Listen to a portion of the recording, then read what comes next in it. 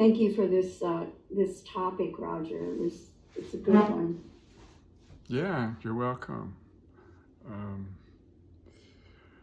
and thank you for the beautiful meditation. It went deep into Ty's teaching about true love. I listened to a couple of videos of his, and I wrote down some. Well, actually,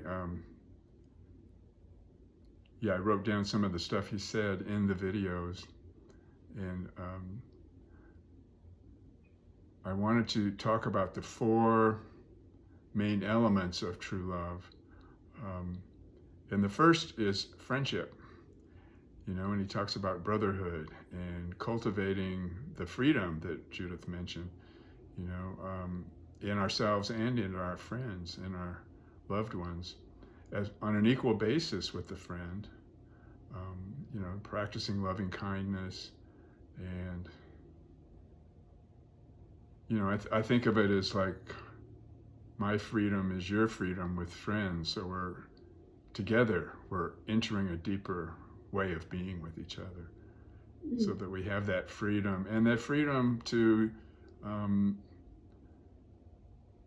say that my suffering is also your suffering, although that's not always easy. But with dear friends, that we feel that impulse, we feel that recognition of our shared being, of wanting to help, wanting to share, and wanting to offer our love and compassion, as Judith was mentioning.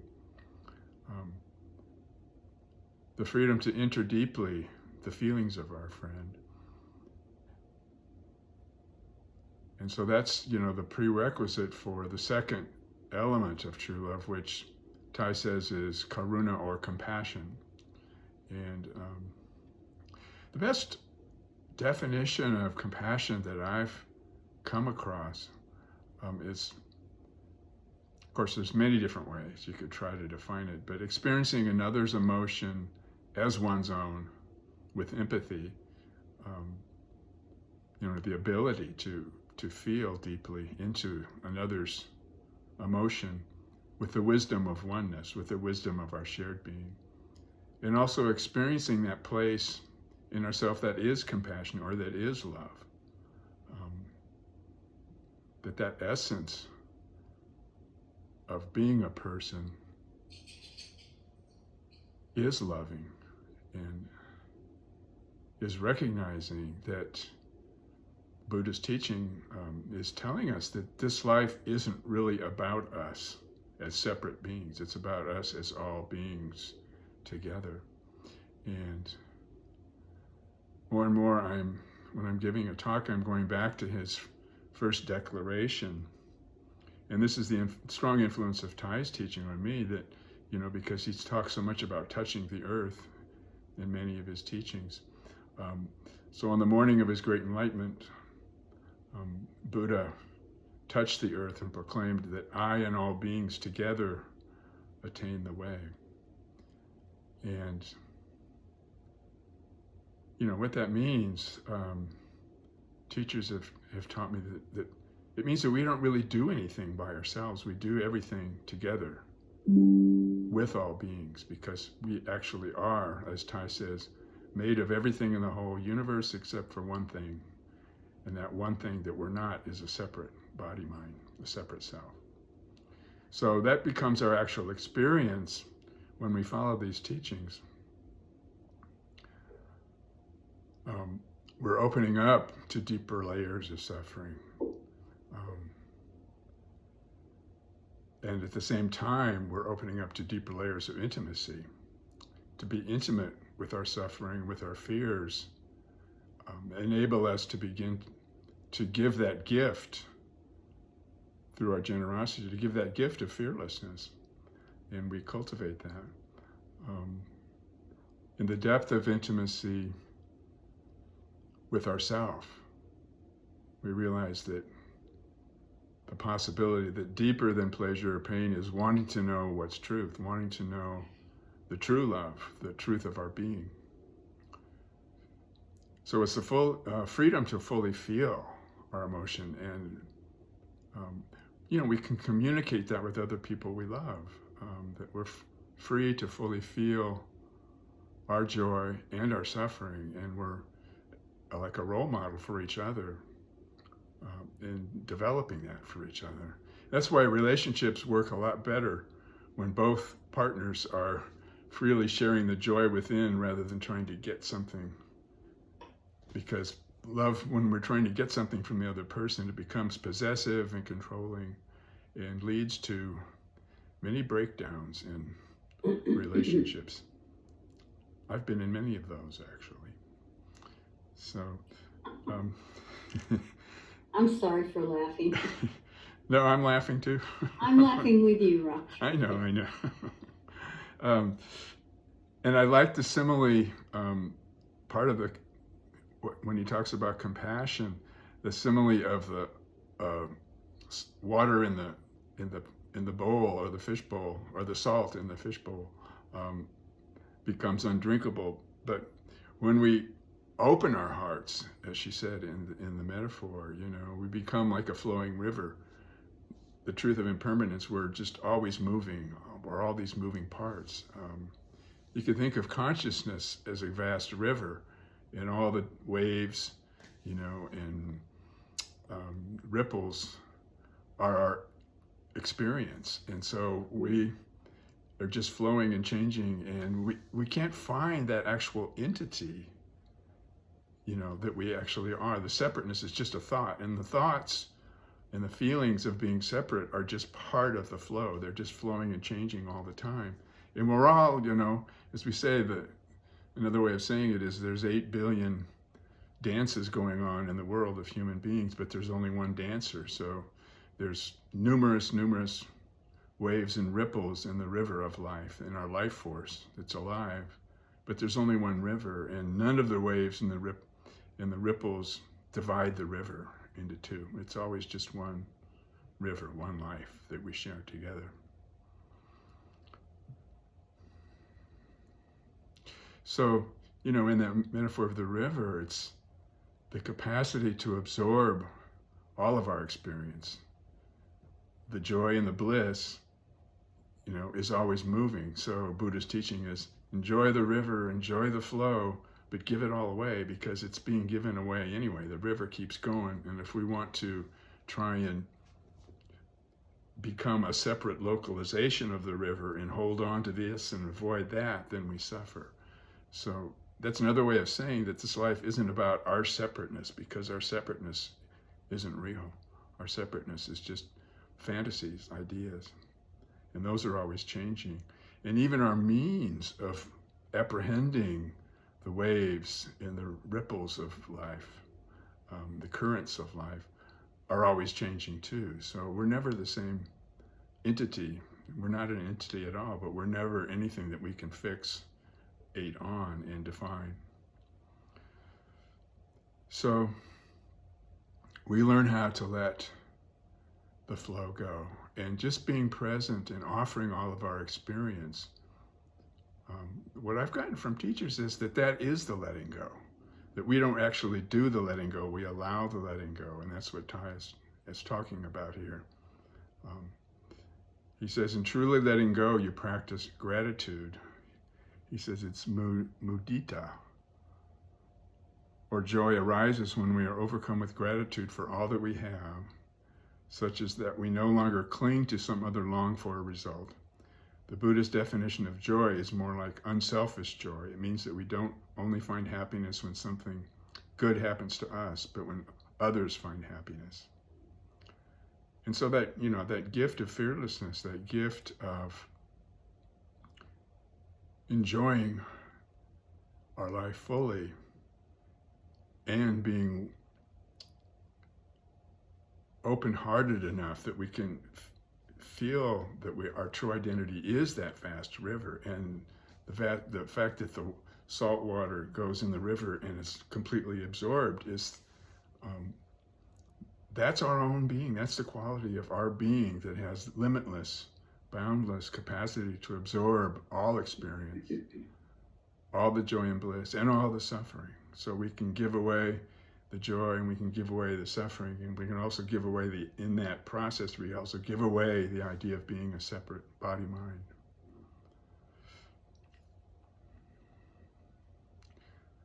So he says, if you've ever had to say goodbye to a love or friend so that they could continue on their life's path, one that may not have continued to intertwine with your own, you may have felt pain when they found someone new to love or made a new friend that seemed to take your place. Or they die, or they just leave. This is not, to try and cling to them is not true unattachment. Joy arises when you find happiness, even when others find joy, and has little to do or nothing to do with you.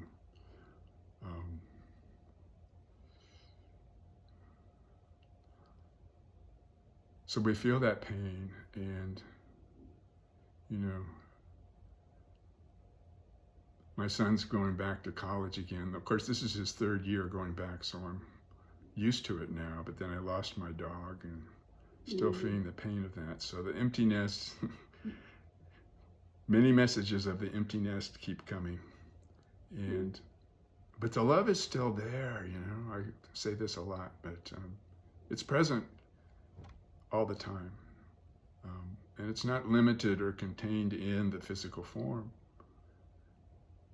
So joy is what's happening when we know that others find joy.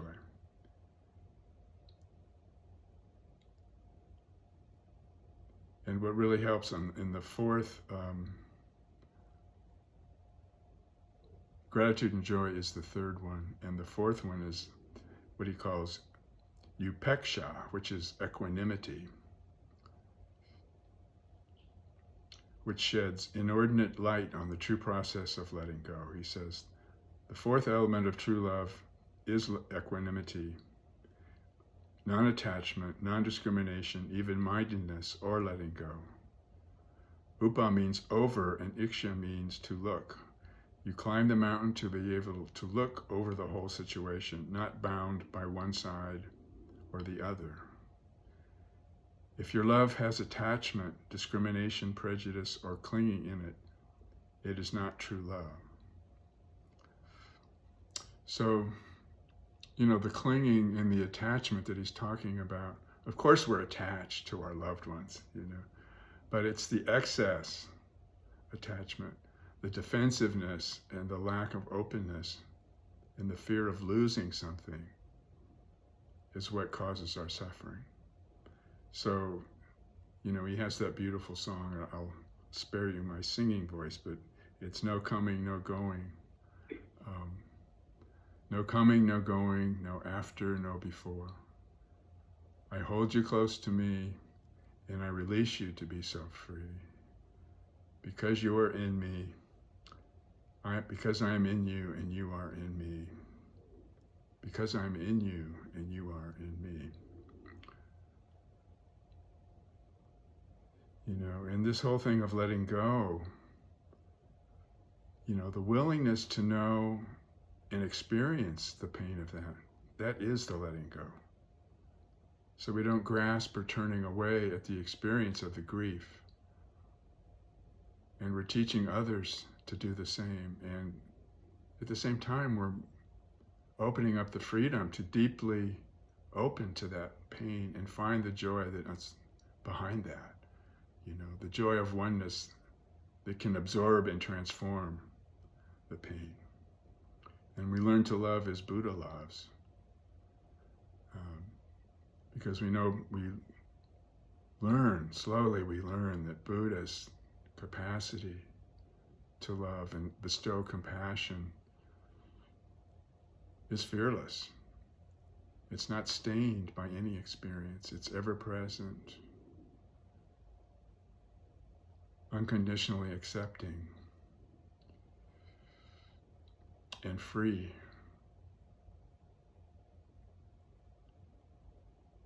So it doesn't need to be liberated. It needs to be recognized. And Buddha's teaching is to help us not to try to look for something better, but to find the happiness in the present moment that's always here. And recognize that. And it's also recognizing our shared being, the love of our shared being. And so we're not grasping at the love, but we're offering it for the welfare of all beings. Oh, and I was going to, I thought of an interesting offering from Thomas Merton. Thomas Merton was a Trappist monk, and a friend of mine, Mitch, back in 2008, right when I was moving here to North Carolina, we went to Kentucky to Gethsemane in his monastery where he was. He lived in the, let's see, he died in his early 50s in 1968, but he was a Trappist monk, but he talked with D.T. Suzuki and many other Taoists, practitioners of meditation, and had this incredible interest in Zen and tried to merge, Christianity, his faith in Christianity with Buddhism. And was a very, very talented writer. It'd be really worthwhile to read some of his books. Anyway, he had this saying of a mystical experience he had that I thought is a great, wonderful, and wholehearted expression of true love that he experienced. So in Louisville, that's in Kentucky, at the corner of 4th and Walnut in the center of the shopping district, I was suddenly overwhelmed with the realization that I loved all those people, that they were mine and I theirs, that we could not be alien to one another, even though we were total strangers. It was like waking from a dream of separateness, of spurious self-isolation in a special world, the world of renunciation and supposed holiness. This sense of liberation from an illusory difference was such a relief and such a joy to me that I almost laughed out loud. I have the immense joy of being a man, a member of a race in which God himself became incarnate. As if the sorrows and stupidities of the human condition could overwhelm me, now I realize what we all are. And if only everybody could realize this, but it cannot be explained. There is no way of telling people that they are all walking around shining like the sun. But we keep trying to explain it anyway, for the welfare of all beings. Thanks.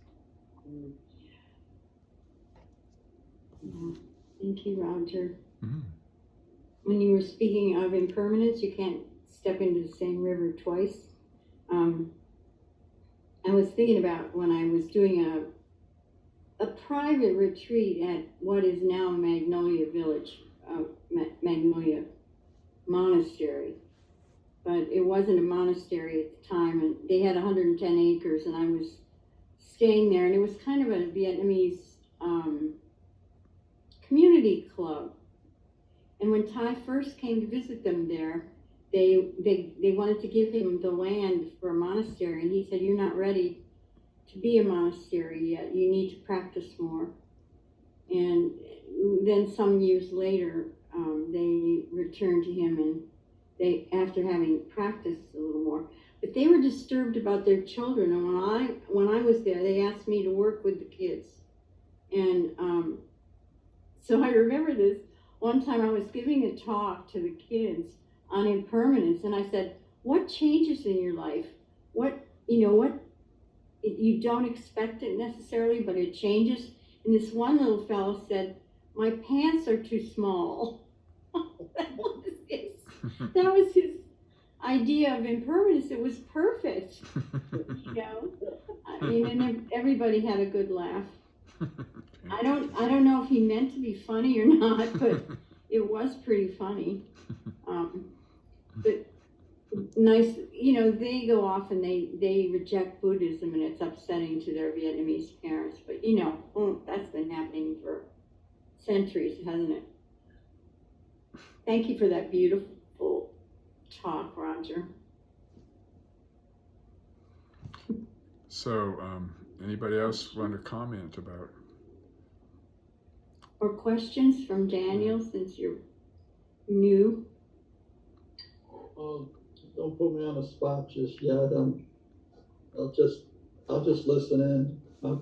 That's fine. That was a lovely talk, though, by Roger.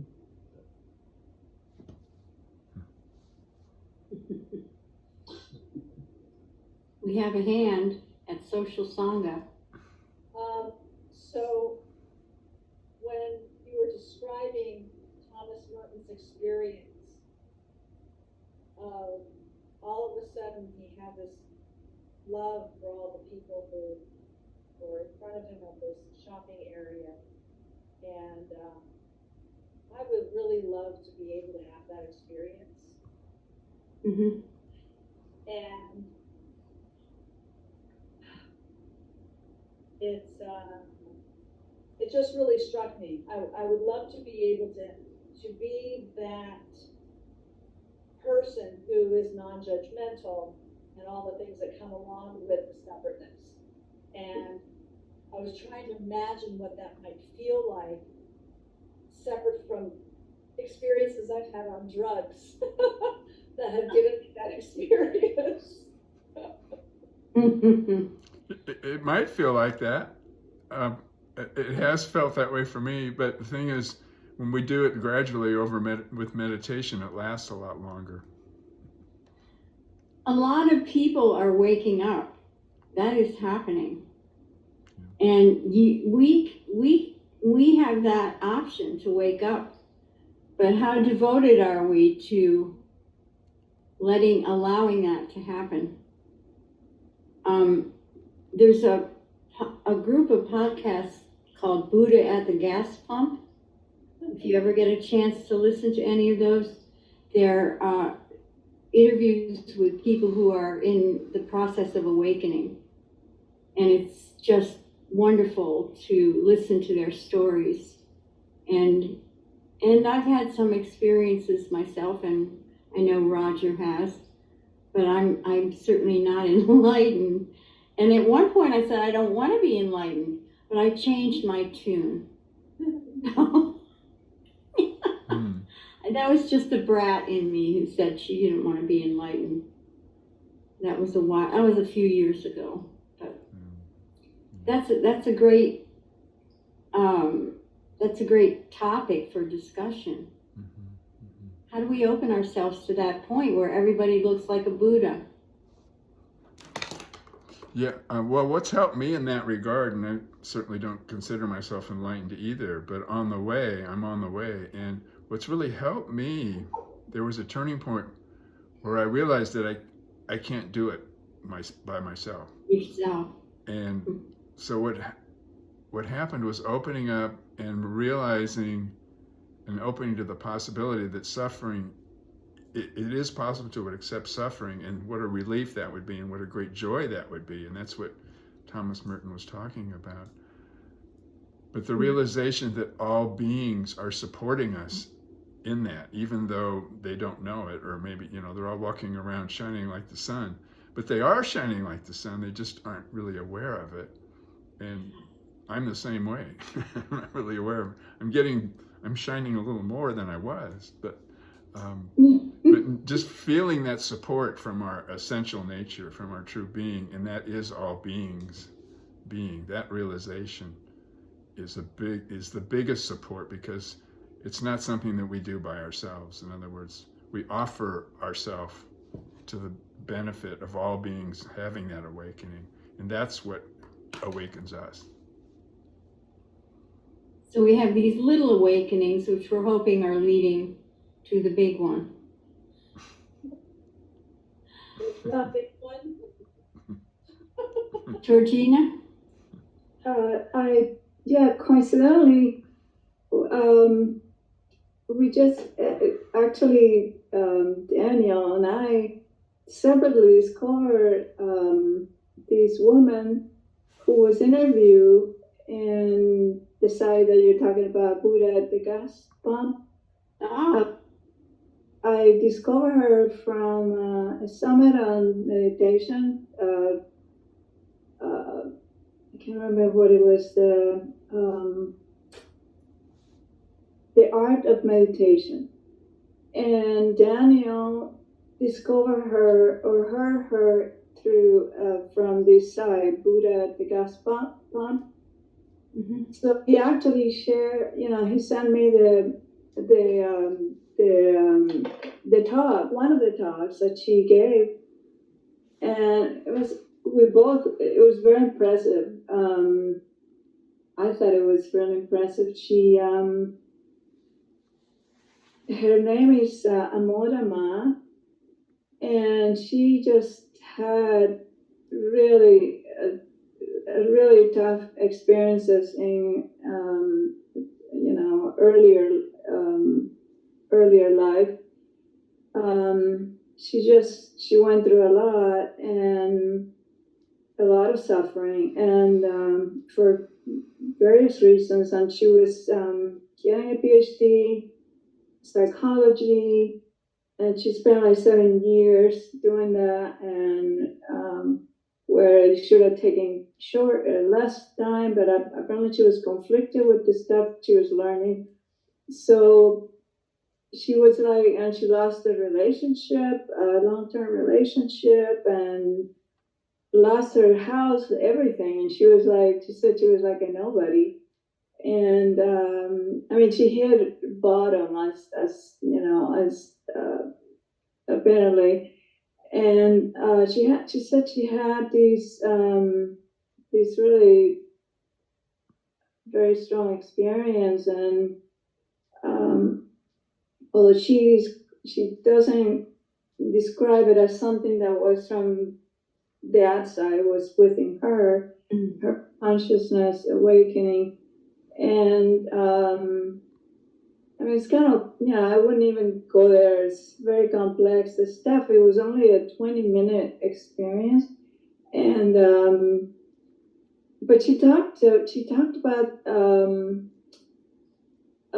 these consciousness arising and co-creating consciousness with, and that was part of what she strongly felt with everything, and letting go of her, herself, or whatever. There was so much more to. So much that she talked about, but I guess the one thing that I kept thinking about was these consciousness arising and conscious co-creating consciousness with the whole, everything, the universe, and that was pretty powerful. Yeah. What was her name again, please? Her name is Amora Ma. Amordama? Amora Ma. And she was Spelled how? AMODA and then MA. So she's Indian, East She- Indian. She after she had the experience, she went to India, or before, I can't remember. At some point she went to India and studied with I can't remember who it was, in India. And she did a lot of breath work. She did a lot of different things beforehand, before she reached this point, apparently. And I think the reason why she has a name is because she went to India and studied under someone there. She was from, I think, Cyprus. Apparently there was a war there. Not familiar with any of that, but she went through also the war where she grew up, and besides had physical abuse. I mean, it's like but she said she during this experience that she had, she said she thanked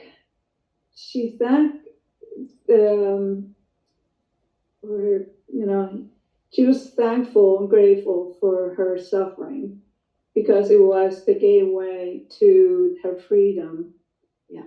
And yeah, that was interesting.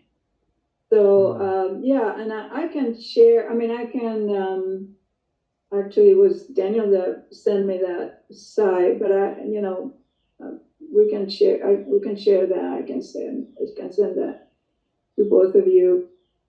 It's definitely worth checking. And she was interviewed by in the summit of Art of Meditation Summit, and anyway, yeah, she's somebody worth checking into. I mean, you can just tell by her conversation, there's not a trace of ego in her whatsoever. It's just completely, just sort of not there. I don't know how else to explain it, but anyway, I thought when you're talking about letting go, I thought of something that when I was way back and I was in college, I happened to come across this little bird that had fallen off a tree where I lived. It was in Kansas, and I used to go behind our house, and it was like a huge big field where you could just keep walking, and then there was a lake, and it was very open, and lots of trees, and I saw this little can't remember. I saw a little bird that had fallen off a tree. I think it was still young, and so it wasn't able to fly. And so I took the little bird. I went and got it in a box, and then I had to do this project for my college class, and I ended up.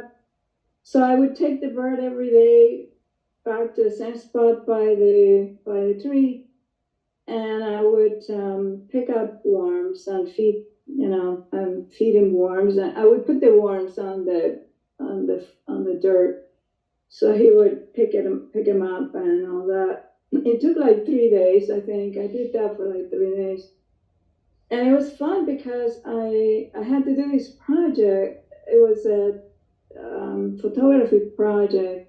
So I ended up taking photographs of the little bird as it went along, and then the final day, and it was like learning to, eat from the ground, the worms and all that, and he would drink a drop of water from my finger, and so after 3 days, all of a sudden he just flew to a branch. And it was really sweet. It was really wonderful to see him or her take off. So in my project, I found this poem, excuse me, by Emily Dickinson. It was called "Letting Go." So I matched the photographs with the poem, and it was kind of fun. It was really special. Anyway, it just kind of reminded me, when you're all time, talking about letting go and all that, and it was like a really special experience. Anyway, I think I talked enough. Thank you. Justina. It's beautiful. Thank you. The lovely story about the bird. Yeah. So we are out of time, I'm sorry to say.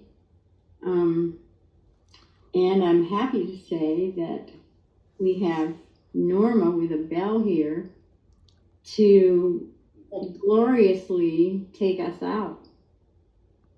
And we'll see you all in a week. Oh no, I won't, will I? No, I'm sorry, I won't be here next week. Surgery. Go ahead, Norma. Good luck to you. Thank you. Yeah, thinking about you. So thank you for a wonderful, for your wonderful thoughts, Roger. I really appreciated them, and also the beautiful meditation really filled me. So thank you so much. Mm-hmm.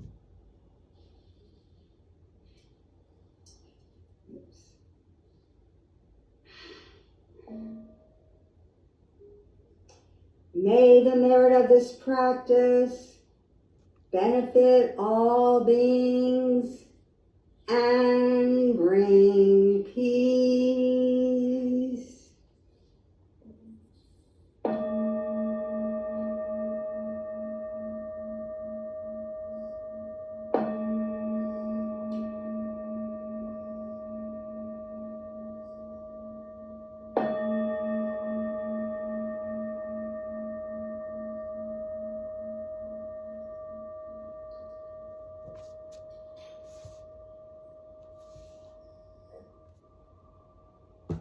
Take care, everyone.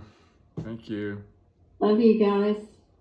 And as we like to say in the social sangha, namaste and namaste go. Namaste, namaste. Okay. Namaste and namasko. I like that. Bye bye. Impermanence. Yay. Yeah. Bye bye. Bye. Bye. I know.